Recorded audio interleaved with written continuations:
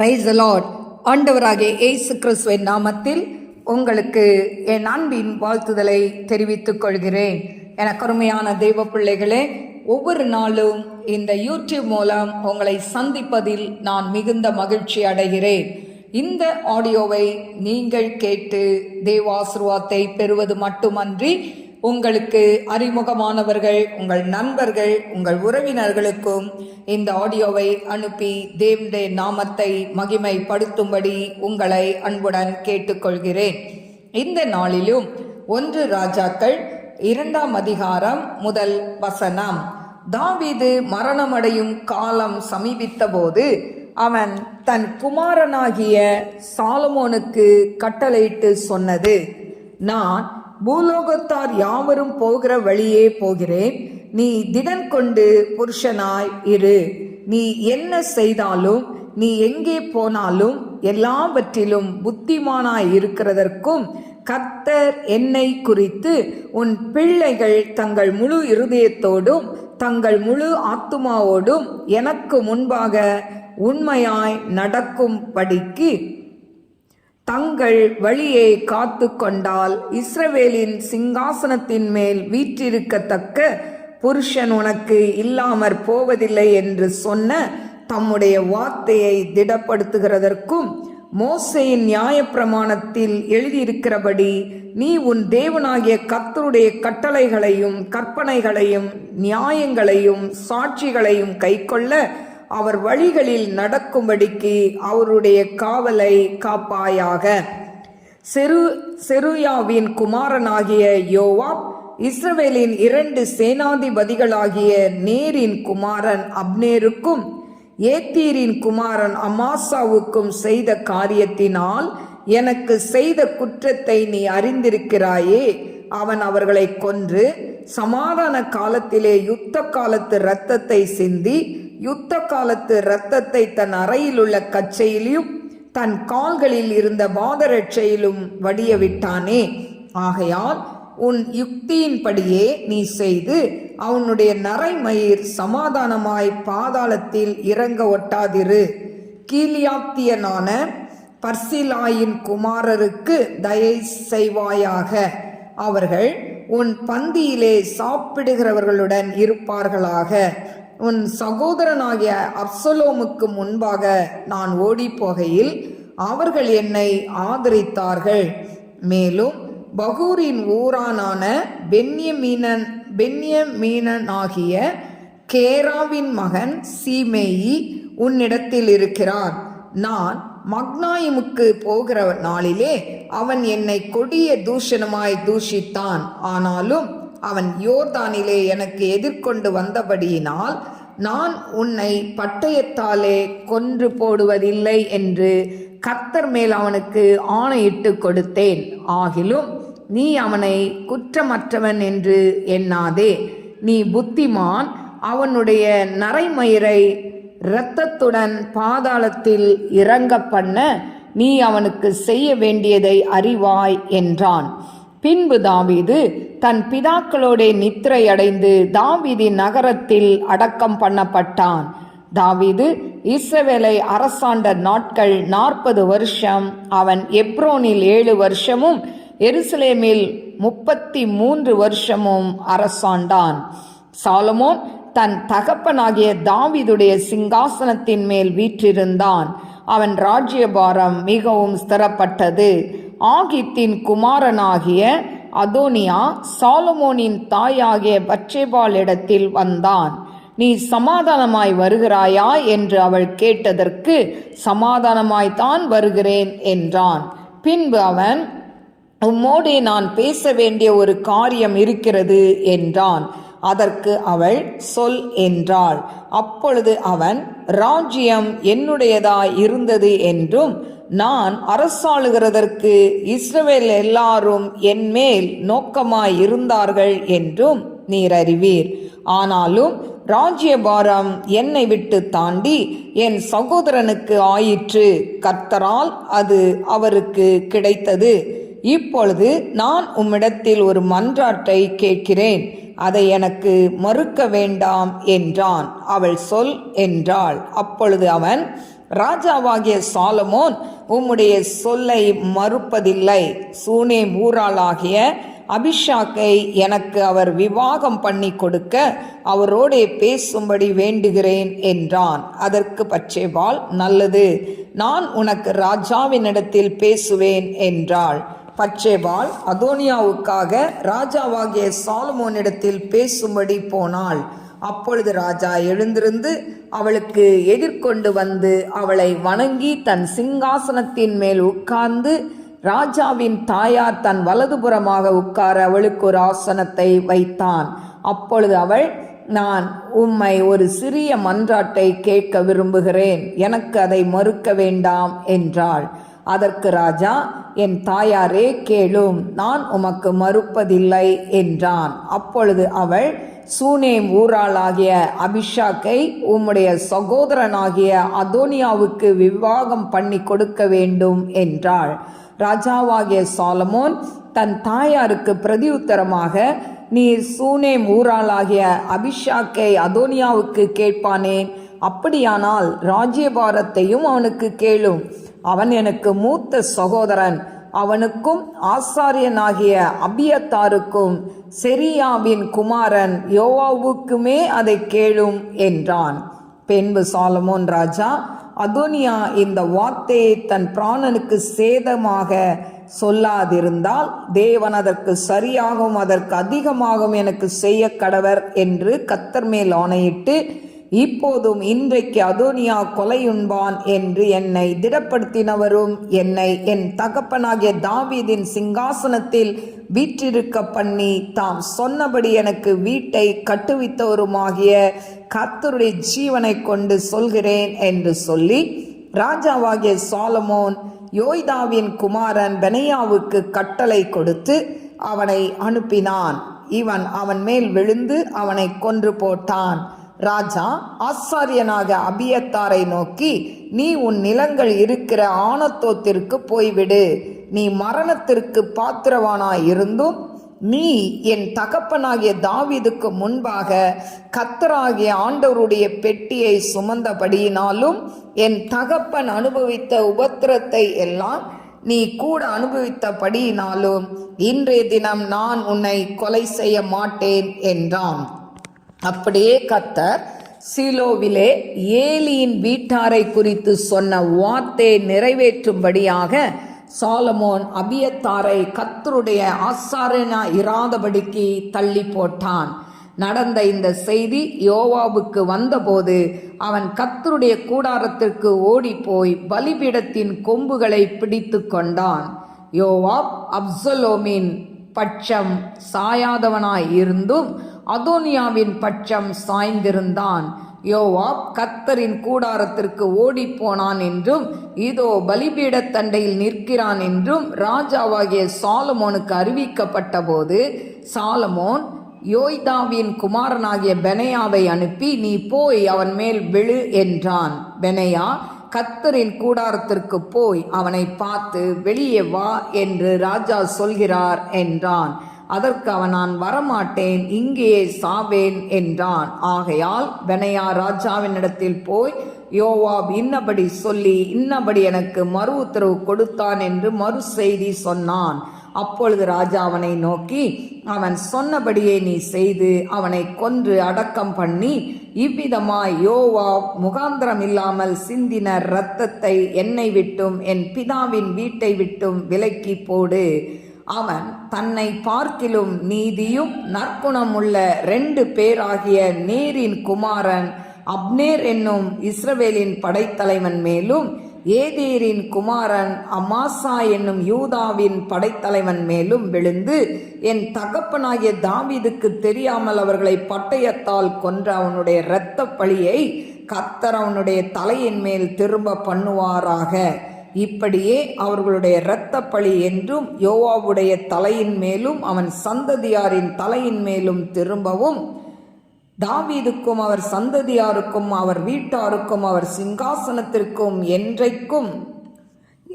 என்றென்றைக்கும் கர்த்தராலே சமாதானம் உண்டாயிருக்கவும் கடவது என்றான். அப்படியே யோய்தாவின் குமாரன் பெனாயா போய் அவன் மேல் விழுந்து அவனை கொன்று போட்டான். அவன் வனாந்தரத்தில் இருக்கிற தன்னுடைய வீட்டிலே அடக்கம் பண்ணப்பட்டான். அவனுக்கு பதிலாக ராஜா யோய்தாவின் குமாரன் பெனாயாவை இராணுவத்தின் மேலும் ஆசாரியனாகிய சாதோக்கை அபியத்தாரின் ஸ்தானத்திலும் வைத்தான். பின்பு ராஜா சீமையை அழைப்பித்து அவனை நோக்கி, நீ எருசலேமிலே உனக்கு ஒரு வீட்டை கட்டி அங்கே இருந்து எங்கேயாவது வெளியே போகாமல் அங்கேதானே குடியிரு. நீ வெளியே போய் கீதரோன் ஆற்றை கடக்கும் நாளில் நீ சாகவே சாவாய்.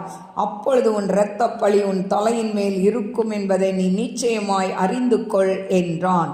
சீமேயி ராஜாவை பார்த்து, அது நல்ல வார்த்தை, ராஜாவாகிய ஆண்டவன் சொன்னபடியே உமது அடியானாகிய நான் செய்வேன் என்று சொல்லி சீமேயி அநேக நாள் எருசலேமிலே குடியிருந்தான். 3 வருஷம் சென்றபோது சீமேயின் வேலைக்காரர் 2 பேர் மாக்காவின் குமாரனாகிய ஆகீஸ் என்னும் காத்தின் ராஜாவினிடத்திற்கு ஓடி போனார்கள். உன் வேலைக்காரர் காத்தூரில் இருக்கிறார்கள் என்று சீமேயிக்கு அறிவித்தார்கள். அப்பொழுது சீமேயி எழுந்து தன் கழுதையின் மேல் சேணம் வைத்து தன் வேலைக்காரரை தேட காத் ஊரில் இருக்கிற ஆகீஸ் இடத்துக்கு புறப்பட்டு போனான். இப்படி சீமேயி போய் தன் வேலைக்காரரை காத் ஊரிலிருந்து கொண்டு வந்தான். சீமேயி எருசலேமிலிருந்து காத் ஊருக்கு போய் திரும்பி வந்தான் என்று சாலமோனுக்கு அறிவிக்கப்பட்ட போது ராஜா சீமேயை அழைப்பித்து, நீ வெளியே புறப்பட்டு எங்கேயாவது போகிற நாளிலே சாகவே சாவாய் என்பதை நீ நிச்சயமாய் அறிந்து கொள் என்று நான் உன்னை கர்த்தர் மேல் ஆணையிடச் செய்து உனக்கு திட சாட்சியாக சொல்லியிருக்க, அதற்கு நீ நான் கேட்ட வார்த்தை நல்லதென்று சொல்லவில்லையா? நீ கர்த்தரின் ஆணையையும் நான் உனக்கு கற்பித்த கட்டளையையும் கை கொள்ளாதே போனதென்ன என்று சொல்லி, பின்னும் ராஜா சீமையை பார்த்து, நீ உன் தகப்பனாகிய தாவீதுக்கு செய்ததும் உன் மனதுக்கு தெரிந்திருக்கிறதுமான எல்லா பொல்லாப்பையும் அறிந்திருக்கிறாய். ஆகையால் கர்த்தர் உன் பொல்லாப்பை உன் தலையின் மேல் திரும்ப பண்ணுவார். ராஜாவாகிய சாலமோனோ ஆசீர்வதிக்கப்பட்டவனாய் இருப்பான். தாவீதின் சிங்காசனம் என்றைக்கும் கர்த்தருக்கு முன்பாக உறுதியாய் இருக்கும் என்று சொல்லி ராஜா யோய்தாவின் குமாரனாகிய பெனாயாவுக்கு கட்டளை கொடுத்தான். அவன் வெளியே போய் அவன் மேல் விழுந்து அவனை கொன்று போட்டான். ராஜ்யபாரம் சாலமோனின் கையில் ஸ்திரப்பட்டது. கருமையான தேவ பிள்ளைகளே, இந்த நாளிலும் 1 ராஜாக்கள் 2ஆம் அதிகாரம் 1 முதல் 46 வசனங்களை நான் வாசித்திருக்கிறேன். கருமையான தேவ பிள்ளைகளே, இந்த 2ஆம் அதிகாரத்தில் சாலமோன் மரணம் அடைகிற அந்த சமீப நாட்களில், அந்த மரண தருவாயில் அவன் சில கட்டளைகளை சாலமோனுக்கு கொடுக்கிறான். முதல் அவன் கொடுத்த கட்டளை என்னன்னா, நீ அதாவது எல்லா சூழ்நிலையிலும் கர்த்தரை பின்பற்ற வேண்டும், அவருக்கு உண்மையாய் இருக்க வேண்டும் என்கிறதை முதல் கட்டளையாய் அவன் சொல்கிறதை நாம் பார்க்கிறோம். 1 ராஜாக்கள் 2ஆம் அதிகாரம் 3ஆம் வசனத்தில் இதை குறித்து வாசித்து பாருங்கள். அப்போ அதே போல் அவன் என்ன சொல்கிறான் அப்படின்னு சொன்னான், அதாவது எங்கே போனாலும் எதை செய்தாலும் நீ கர்த்தருக்கு உண்மையாக இரு, முழு இருதயத்தோடும் முழு ஆத்மாவோடும், அதாவது நீ என்ன பண்ணணும், முழு இருதயத்தோடும் அவரை உண்மையாய் பற்றி நடக்கணும். ஆண்டவருக்கு நீ உண்மையாக இருக்கணும், ஆண்டவருக்கு முதலிடம் கொடுக்கணும். மோசேயுடைய நியாயப்பிரமாணத்தில் சொல்லப்பட்ட கட்டளைகளையும் கற்பனைகளையும் கை கொள்ளணும். இது சாலமோன் தன்னுடைய மகன் சாலமோனுக்கு கொடுத்த முதல் கட்டளை. 2வது சொல்கிறான், அதாவது இந்த யோவாப் என்பவன் அவன் அதாவது அவன் இராணுவ தலைவனாக இருந்தான். ஆனால் சேனாதிபதியான அப்னேரையும் அதே போல் அமாசாவுக்கும் செய்த காரியத்தை அவங்க 2 பேரையும் கொலை செய்துட்டான். அதனால அதனுடைய இரத்த பழி அவன் கொன்னதுனால அவனை என்ன பண்ணக்கூடாது, அவனுடைய நரைமயிர் சமாதானமாக பாதாளத்தில் இறங்க ஒட்டக்கூடாது, அவங்க 2 பேருக்கும் நீ நியாயம் செய்யணும் அப்படின்னு சொல்லி 2வது ஒரு கட்டளையை, அந்த யோவாபை நீ என்ன பண்ணணும், அவன் நல்லவன் இல்லை அப்படின்றத 2வது சொல்கிறதை பார்க்கிறோம். 3வது கட்டளை என்னன்னா, கீலியத்தியனான பர்சிலாயின் குமாரருக்கு தயவு செய்யணும் அப்படின்னு சொல்கிறான். ஏன் அவங்களுக்கு தயவு செய்யணும்னு சொன்னால், நான் அப்சலோமுக்கு பயந்து காட்டுக்குள்ளே ஓடும்போது அவங்க என்னை ஆதரித்து எனக்கு உதவி செய்தாங்க. உதவி செய்த அவங்கள நீ மறக்கக்கூடாது, அவங்க என்ன பண்ணணும், உன் பந்தியில் இருக்கணும் அப்படின்னு சொல்லி தன் மகனுக்கு கட்டளை கொடுக்கிறதை பார்க்கிறோம். அடுத்தது பார்த்திங்கன்னா, அந்த பகூரின் ஊரானான பென்யமீனாகிய கேராவின் மகன் சீமை, இந்த சீமையை பற்றி சொல்கிறான். நான் மக்னாயிமுக்கு போகும்போது இவன் என்னை பயங்கரமாக தூஷித்து மனவாரி போட்டு என்னை எல்லாம் அவன் ஏளனமாக பேசினான். ஆனால் அவன் திரும்ப நான் என் நாட்டுக்கு திரும்பும்போது அவனை எதிர்கொண்டு என்கிட்ட மன்னிப்பு கேட்டதுனால நான் அவனை கொல்லலை. ஆனாலும் அவன் நல்லவன் கிடையாது, அவன் குற்றமற்றவன் சொல்லி நீ நினைக்காத. அவனுடைய நரைமயிர் இரத்தத்தோட பாதாளத்தில் இறங்கணும், அவனுக்கு செய்ய வேண்டியதை நீ செய் அப்படின்னு சொல்கிறதை பார்க்கிறோம். எனக்கு அருமையான தெய்வ பிள்ளைகளே, இந்த தாவீது இஸ்ரவேலில் பார்த்தீங்கன்னா அதுக்கு பிறகு இவன் மரணம் அடைந்தான்னு சொல்லி 10ஆம் வசனத்தில் சொல்லப்பட்டிருக்கிறது. அவன் பார்த்தீங்கன்னா தன் பிதாக்களுடைய நித்திரை அடைந்து தாவீது நகரத்தில் அடக்கம் பண்ணப்பட்டான்னு சொல்லி 1 ராஜாக்கள் 2:10 சொல்லப்பட்டிருக்கு. இந்த தாவீது இஸ்ரவேலை எவ்வளோ நாள் அரசாண்டான்னு சொன்னால் 40 வருஷம் அரசாண்டான். இதில் எப்ராயிமில் 7 வருஷமும் எருசலேமில் 33 வருஷமும் அவன் அரசாட்சி செய்ததை நாம் வேதத்தில் பார்க்கலாம்.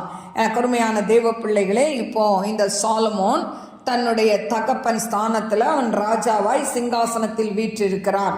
இப்படிப்பட்ட அந்த சூழ்நிலையில் பார்த்திங்கன்னா அவங்க அம்மா ஒரு நாள் வராங்க. அவங்க சொல்கிறாங்க, அவங்க அம்மா வந்த உடனே இவன் அரசவையில் இருக்கிறான். அவங்க அம்மா வராங்க, அவன் எழுந்து அவங்க அம்மாவை வணங்கி அவங்க அம்மாவுக்கு உட்கார ஒரு ஆசனத்தை காண்பிக்கிறான். அவங்க உட்காந்துட்டு சொல்கிறாங்க, என் மகன் சாலமோனே, ராஜாவே, எனக்கு என் மன்றாட்டை கேட்கணும், நான் உனக்கு ஒரு மன்றாட்டை சொல்லுவேன், அதை எனக்கு நிறைவேற்றி கொடு, என் வேண்டுதலை நிறைவேற்றி கொடுன்னு சொல்லுவாங்க. அப்படி சொல்லும்போது சரி சொல்லுங்க, என்ன சொல்லுங்க, நான் செய்கிறேன் அப்படின்னு சாலமோன் தன்னுடைய அம்மாவுக்கு வாக்களிக்கிறான். இப்படி சொன்ன உடனே இவங்க சொல்கிறாங்க, தாவீதுக்கு உதவியாக இருந்த அவன் வயதான நாட்களில் அவனுக்கு உதவி செய்ய அபிஷாக் என்கிற ஒரு வாலிப பெண்ணை நியமித்திருந்தாங்க. இப்போ அந்த வாலிப பெண்ணை இந்த அதோனியா அவன் எனக்கு திருமணம் செய்து வைக்க சொல்லுங்கன்னு சொல்லி இவங்க கிட்ட சொன்னதுனால இப்போ தன் மகன் சாலமோன்கிட்ட சொல்கிறாங்க, அதோனியாவுக்கு திருமணம் செய்து வைப்பா அப்படின்னு சொல்லும்போது அவன் சொல்கிறான், ஏமா இப்படி அவனுக்கு திருமணம் செய்து வைக்க சொல்கிறீங்க, அதுக்கு பதிலாக என் ராஜ்யத்தை கொடுன்னு சொல்லிட்டு போக வேண்டியதானே அப்படின்னு அவன் சொல்கிறான். ஏன்னு சொன்னால் அவங்க அம்மாவுக்கு அதோனியாவுடைய சூழ்ச்சி தெரியலை, ஆனால் சாலமோன் அந்த ராஜாவுக்கு சூழ்ச்சி தெரியுது. ஏன்னா இந்த தன்னுடைய அப்பாவுடைய அந்த கூட இருந்த அந்த அபிஷாக்கை திருமணம் செய்தால் பின்னால் அரசாங்கத்தில் அரண்மனை காரியத்திலையும் பாதிப்பு வரும் என்பதை உணர்ந்து அவன் என்ன பண்ணுறான், இவன் எனக்கு மேலே இவன் எழும்புறான். ஏற்கனவே சொன்னான், நீ ஒழுங்காக இருந்தீன்னா சாக மாட்ட, ஆனால் நீ எப்போ நீ எனக்கு பிரியம் இல்லாமல் போறியோ அன்னைக்கு நீ சாவன்னு சொல்லியிருந்தான். அதனால் இப்போ என்ன பண்ணுறான், அவன் கூட இருந்த பெனேனியாவை அனுப்புகிறான். அனுப்பி அவனை கொல்லும்படியாய் அவன் ஆள் அனுப்புகிறதை நாம் பார்க்கிறோம். அதில் 24ஆம் வசனத்தில் சொல்கிறான், இப்பொழுதும் இன்றைக்கு அதோனியா கொலையுண்பான் என்று தன்னை திடப்படுத்தினவரும் என்னை சிங்காசனத்தில் உட்கார வச்சவருடைய ஜீவனை, கர்த்தருடைய ஜீவனை கொண்டு சொல்கிறேன்னு சொல்லிட்டு பெனாயாவுக்கு கட்டளையிட்டு நீ போய் அவன் மேலே விழுந்து அவனை கொன்று போடு அப்படின்னு சொல்கிறான். உடனே அவனை கொன்னுடுறான். இது அவங்க அப்பா அவனுக்கு கொடுத்த கட்டளை. அதோனியா அவன் என்ன பண்ணான், அவனும் சாகடிக்கணும். அடுத்தது பார்த்திங்கன்னா ஆசாரியன், அந்த ஆசாரியனாகிய அபியத்தார், இவன் இந்த அதோனியாவுக்கு ஆலோசனை சொன்னான், அப்சலோமுக்கு ஆலோசனை சொன்னான்.